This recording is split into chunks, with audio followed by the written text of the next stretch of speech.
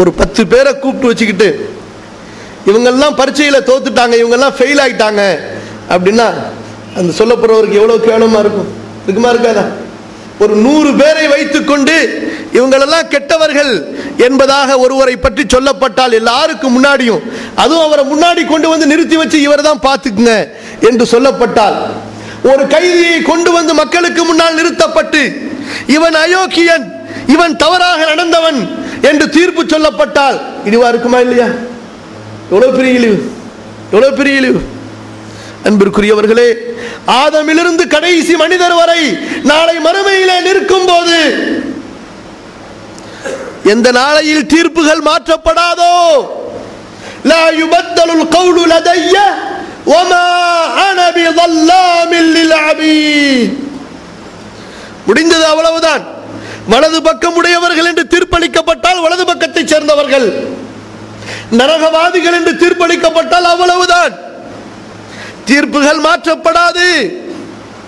நான் அடியார்களுக்கு அநியாயமும் செய்ய மாட்டேன், அல்லாஹ் சொல்லிவிட்டான். அல்லாஹ் ரப்பல் ஆலமீன் அநியாயம் செய்ய மாட்டான்.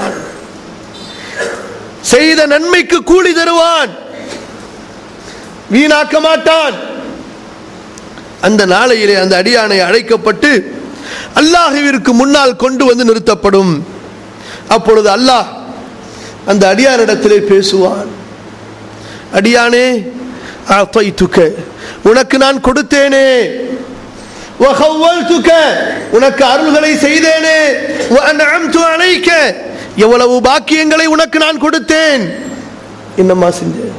ஃபமாதா கத்தம்த, என்ன நீ செய்து வந்திருக்கிறாய்? அல்லாஹ் அக்பர். அப்பொழுது அந்த அடியான் சொல்லுவான் அல்லாஹ்விடத்திலே, யா அல்லாஹ், நீ கொடுத்தது உண்மை, நீ கொடுத்தது உண்மை. நான் என்ன செய்தேன் தெரியுமா? அந்த செல்வங்களை எல்லாம் இரட்டிப்பாக்கினேன். அந்த செல்வங்களிலே வியாபாரம் செய்து அதை பன்மடங்காக பெருக்கி விட்டு வைத்து வந்திருக்கிறேன். என்னை மீண்டும் உலகத்துக்கு அனுப்பு, நான் கொண்டு வந்து உனக்கு கொடுத்து விடுகிறேன். இந்த பதிலையே அல்லாஹ் கேட்டான். இந்த பதிலையே அல்லாஹ் கேட்டான். இந்த பதிலையா அல்லாஹ் கேட்பான் நாளை மறுமையிலே நம்மிடத்திலே? இந்த பதிலை நாம் சொல்லி தப்பிக்க முடியுமா? ஆனா இன்னைக்கு நம்முடைய பலருடைய நிலைமை இந்த நிலைமையில தான் இருக்கு. பலருடைய கண்டிஷன், அல்லாஹ் அக்பர். அல்லாஹ் சொல்லுவான், நான் அதை உன்னிடத்திலே கேட்கவில்லை. மாதா கத்தம்த, இந்த செல்வத்திலே நீ எதை எனக்காக முற்படுத்தி வந்தாய்? இங்கே மறுமையிலே சொர்க்கத்தை அடைவதற்காக, என்னுடைய அன்பை அடைவதற்காக, நரகத்திலிருந்து நீ விடுதலை பெறுவதற்காக எதை செய்து வந்தாய்? நீ செய்த தர்மங்கள் எங்கே? நீ கொடுத்த ஜகாத்துகள் எங்கே? உன்னுடைய வணக்க வழிபாடுகள் எங்கே? அதை காட்டு அப்படின்பான். ஒண்ணுமே இருக்காது. ஃபைதா அப்துன் லம் யுகத்திம் கைரா, அவன் எதையும் செய்திருக்க மாட்டான்.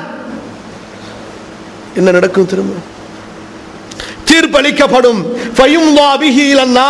அவனை நரகத்திலே வீசுங்கள் என்பதாக. சிந்தித்து பாருங்கள் அன்பிற்குரியவர்களே, நமக்கு அல்லாஹ் கொடுத்திருக்கக்கூடிய ஒவ்வொன்றையும் பற்றி அல்லாஹ் விசாரணை செய்வான். செல்வம் கொடுக்கப்பட்டவர்களுக்கு செல்வத்தை பற்றி விசாரணை நடக்கும். ஆட்சி, அதிகாரம், பதவி, சமுதாயத்தில் அந்தஸ்து கொடுக்கப்பட்டவர்களுக்கு அதை குறித்தும் அல்லாஹ் கேட்பான். ரசூலுல்லாஹி ஸல்லல்லாஹு அலைஹி வஸல்லம் அவர்கள் சொன்னார்கள், இதா கான யௌமுல் கியாமா தஅ அல்லாஹு பிஅப்தின் மின் இபாதிஹி ஃபயூகிஃபுஹு பைன யதைஹி ஃபயஸ்அலுஹு அன் ஜாஹிஹி கமா யஸ்அலுஹு அன் அமலிஹி. ஒரு அடியானை அல்லாஹ் கொண்டு வந்து அவனுடைய அமல்களை பற்றி அவனிடத்திலே விசாரணை செய்தது போன்று அவனுக்கு கொடுக்கப்பட்ட பதவியை பற்றியும் அவன் விசாரணை செய்வான். அல்லாஹ் ரப்பல் ஆலமீன் விசாரணை செய்வான். இன்னைக்கு என்ன செய்றாங்க? பதவி வந்து விட்டால் முடிஞ்சிச்சு, அவ்வளவுதான். எந்த பதவியா இருந்தாலும் சரி, முஸ்லிம்கள் தங்களுக்குள் ஒரு பதவியை அவர்களிலே ஒரு கூட்டம் ஒருவருக்கு கொடுத்தாலும் சரி, அல்லது அரசாங்க பதவியா இருந்தாலும் சரி, இன்று பதவி என்பதே ஹராமை சம்பாதிப்பதற்கு, அராஜகம் செய்வதற்கு, அநியாயம் செய்வதற்கு, அட்டூழியங்கள் செய்வதற்கு, பெருமை அடிப்பதற்கு, கர்வம் கொள்வதற்கு பயன்படுத்தப்படுகிறதா இல்லையா? சிந்தித்து பாருங்கள். அல்லாஹ் கேட்பான். இன்னைக்கு பார்க்கிறோம், ஏழையா இருக்கிறாங்க, வறுமையில் இருக்கிறாங்க, ஒரு பதவி கொடுக்கப்பட்டால் செல்வம் வருகிறது. எங்க இருந்து வந்துச்சு இந்த செல்வம்? இன்று முஸ்லிம்களும் அதுக்கு விதிவிலக்கில்லாமல் ஆகிவிட்டார்கள்.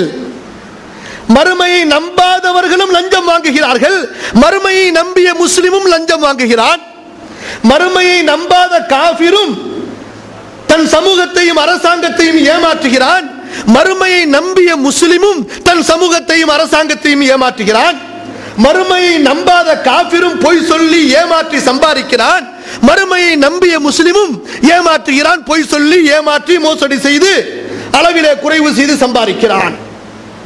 அல்லாஹ் கேட்பான், அவனுடைய அமலை விசாரிப்பது போன்று அவனுக்கு கொடுக்கப்பட்ட பதவியை பற்றி அல்லாஹ் அவனிடத்தில் விசாரணை செய்வான். இன்ன ஸமஅ வல் பஸர் வல் ஃபுஆத குல்லு உலாயிக கான அன்ஹு மஸ்ஊலா. அல்லாஹ் சொல்லுகின்றான் சூரா அல் இஸ்ரா, மனிதனே உன்னுடைய பார்வையை பற்றி நான் விசாரணை செய்வேன், நீ கேட்டதை குறித்து நீ விசாரணை செய்வேன், உள்ளத்திலே நீ எண்ணியதை பற்றி நான் விசாரணை செய்வேன். இன் துபது மா ஃபி அன்ஃபுசிக்கும் அவ் துஃபூஹு யுஹாஸிபுக்கும் பிஹில்லாஹ். அல்லாஹ் சொல்லுகின்றான் சூரா அல் பக்ராவுடைய கடைசி வசனங்கள், நீங்கள் எண்ணுவதை வெளிப்படுத்தினாலும் சரி, செய்தாலும் சரி, அல்லது உங்களுடைய எண்ணங்களை மறைத்தே வைத்துக் கொண்டாலும் சரி, அதை குறித்து உங்களிடத்திலே நான் விசாரணை செய்வேன். இன்னைக்கு ரொம்ப பேரு ஒரு முஸ்லிமை வஞ்சகம் தீர்க்க வேண்டும், ஒரு முஸ்லிமுக்கு ஏதாவது தீங்கு செய்ய வேண்டும், பழி வாங்க வேண்டும் என்ற எண்ணத்தை வைத்துக் கொள்கிறார்கள்.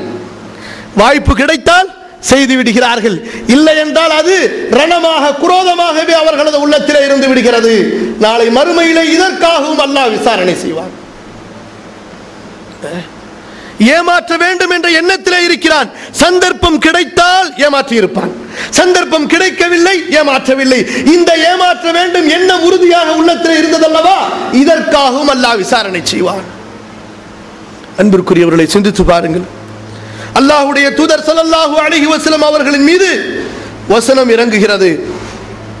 சூரா அத்-தகாசுர், அல்ஹாகுமுத் தகாசுர். பொருள் அதிகம் வேண்டும் வேண்டும் என்ற ஆசை உங்களை மறுமையை மறக்க செய்து விட்டது, மஹ்ஷரை மறக்க செய்து விட்டது, ரப்பை மறக்க செய்து விட்டது. ஹத்தா ஸுர்துமுல் மகாபிர், கபர்களை நீங்கள் சந்தித்து விடுகிறீர்கள். இதே நிலையிலே கல்லா ஸௌஃப யஅலமூன் ثم கல்லா ஸௌஃப யஅலமூன். அல்லாஹ் சொல்கின்றான், நீங்கள் வெகு விரைவிலே தெரிந்து கொள்ள போகிறீர்கள், வெகு விரைவிலே நீங்கள் அறிந்து கொள்ள போகிறீர்கள். அல்லாஹ் சொல்கின்றான் அந்த சூராவை முடிக்கும் போது, لَتُسْأَلُنَّ يَوْمَئِذٍ عَنِ النَّعِيمِ لَتُسْأَلُنَّ يَوْمَئِذٍ عَنِ النَّعِيمِ. உங்களுடைய இன்பத்தை, உங்களுடைய சுகத்தை, உங்களுக்கு நான் கொடுத்த அருளை பற்றி நீங்கள் விசாரிக்கப்படுவீர்கள். இந்த வசனம் எந்த சமூகத்திற்கு மத்தியில் இறங்குகிறது? சஹாபாக்களுக்கு மத்தியில் இறங்குகிறது. அன்பிற்குரியவர்களே, அந்த தோழர்கள் குர்ஆனை படித்தார்கள். இது நமக்குள்ள வசனம், ரப்பு என்னிடத்திலே பேசுகிறான் என்று பயந்து நடுங்கினார்கள். ஆனா இன்னைக்கு நம்ம குர்ஆனை ஓதுறோம், இது யாருக்கோ எந்த காலத்திலே எதுக்கோ இறக்கப்பட்டது, நமக்கு இதுக்கு என்ன சம்பந்தம்? சில பேர் பரக்கத்துக்காக ஓதுவாங்க, சில பேர் ஏதாவது ஒரு நோக்கத்துக்காக ஓதுவாங்க. ஆனால் ரப்பு என்னிடத்திலே பேசுகிறான், இது எனக்காக ரப்பு இறக்கிய வசனம், இது ரப்பு என்னை கண்டிக்கிறான், எனக்கு ஏவுகிறான், என்னை பார்த்து பேசுகிறான் என்று சிந்தித்து ஓதுபவர்கள் எத்தனை பேர்? இந்த வசனத்தை ஓதுனவன ரசூலுல்லாஹ் ஓதி காட்டினவனே சஹாபாக்கள் கேட்டார்கள், அல்லாஹ்வின் தூதரே, அல்லாஹ்வின் தூதரே, எங்களுடைய நிலைமையை நீங்கள் பார்க்கிறீர்கள். சாப்பிடுறதுக்கு என்ன இருக்கு? தண்ணீரையும் பேரித்தம் பழத்தையும் தவிர எங்களுக்கு வேற எதுவும் இல்லை. எங்களுடைய வீட்டை பார்க்கிறீங்க, என்ன வீடெல்லாம்? குடிசை வீடுகள், குடிசை வீடுகள். அந்த வீடுகள் அவர்களை மழையிலிருந்து பாதுகாக்காது, குளிரிலிருந்து பாதுகாக்காது, வெயிலிலிருந்து பாதுகாக்காது. இந்த வீடுகள். இப்படிப்பட்ட நிலைமையில் நாங்கள் வாழ்ந்து கொண்டிருக்கும் போது இந்த வசனம் இறங்குகிறதே, என்ன நியமத்தை பற்றி நாங்கள் விசாரிக்கப்படுவோம்? சொன்னார்கள், எதிரிகள் எங்களை அழிப்பதற்காக எப்போதும் எதிர்பார்த்துக் கொண்டிருக்கிறார்கள். அல்லாஹ்வுடைய பாதையில் ஜிஹாத் செய்வதற்காக வாள்கள் எங்களுடைய கழுத்துகளிலே தொங்கவிடப்பட்டுள்ளன. இந்த நிலைமையில், இப்படிப்பட்ட ஒரு இக்கட்டான நிலையில் நாங்கள் வசித்துக் கொண்டிருக்க நியமத்தை பற்றி அல்லாஹ் கேள்வி கேட்போம் என்று சொல்கிறானே. அல்லாஹ்வுடைய தூதர் ஸல்லல்லாஹு அலைஹி வஸல்லம் சொன்னார்கள், இன்ன ذلك سيكون, ஆம் அது நடந்தே ஆகும். என்ன தெரியுமா? இன்ன அவ்வல மா யுஸ்அலு அன்ஹு யௌமல் கியாமா أن يقال له ألم نصحح لك جسمك ونرويك من الماء البارد. அல்லாஹ் கேட்பான், நடியானே உனக்கு நான் உடல் சுகத்தை கொடுத்தேன் அல்லவா, நீ தாகித்த போது உனக்கு தண்ணீர் கொடுத்தேன் அல்லவா, இதற்கு நீ என்ன செய்தாய்? இன்று மக்கள் நினைக்கிறார்கள், கோடி கோடியாக அவர்களது வீட்டிலே கொட்டினால், பெரிய பெரிய பங்களாக்களிலே வசித்தால் மட்டும் அல்லாஹ்வுடைய நிஅமத்துகள் என்று எண்ணுகிறார்கள். இல்லை அன்பிற்குரியவர்களே, இவற்றை விடவெல்லாம் மிகப்பெரிய நிஅமத் உடல் சுகத்தை அல்லாஹ் கொடுத்திருப்பது. நிஅமதானி மக்பூனுன் ஃபீஹிமா கஸீரும் மினன் நாஸ். இரண்டு நிஅமத்துகள் மக்கள் அதை அலட்சியம் செய்து விடுகிறார்கள். அஸ்ஸஹத்து வல் ஃபராக், உடல் சுகமும் ஓய்வும். அல்லாஹ் நாளை நம்மிடத்திலே விசாரணை செய்வான் அன்பிற்குரியவர்களே. அல்லாஹ்விடத்திலே பதில் சொல்லி ஆக வேண்டும். இந்த வாழ்க்கையை பற்றி, வாலிபத்தை பற்றி, பொருளை எப்படி சம்பாதித்தோம், எங்கே செலவு செய்தோம், தெரிந்ததை கொண்டு என்ன அமல் செய்தோம். அன்பிற்குரியவர்களே, இந்த கேள்விகளுக்குண்டான பதில் அல்லாஹ்விடத்திலே நாம் கொடுக்காதவரை நம்முடைய பாதங்களை நாம் அகற்ற முடியாது, அசைக்க முடியாது, நகர முடியாது. அந்த மறுமையை அஞ்சியவர்களாக, அந்த கேள்வி கேட்கும் நாளை நினைத்தவர்களாக நம்முடைய ஒவ்வொரு பொழுதையும் நாம் நகர்த்த வேண்டும். நம்முடைய காலை மாலை, நம்முடைய இரவு பகல், நம்முடைய தனிமை அனைத்திலும் அந்த மஹ்ஷரை அல்லாஹ்விற்கு முன்னால் இருக்கக்கூடிய அந்த நாள் நம்முடைய கண்ணுக்கு முன்னால் இருக்க வேண்டும். ஏதாவது பாவங்கள் நடந்துவிட்டால், ஏதாவது குற்றங்கள் குறைகள் செய்துவிட்டால் நம்முடைய ரப்பு நம்மை மன்னிக்க காத்து கொண்டிருக்கிறார். உடனடியாக அவனிடத்தில் ஓடி வந்து விட வேண்டும்.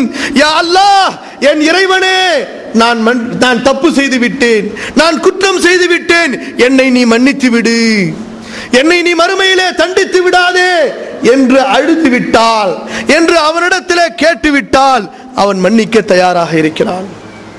அவன் மன்னிக்க தயாராக இருக்கிறான். அன்பிற்குரியவர்களே, அந்த நாள் நமக்கு மிக நெருக்கத்திலே இருக்கிறது.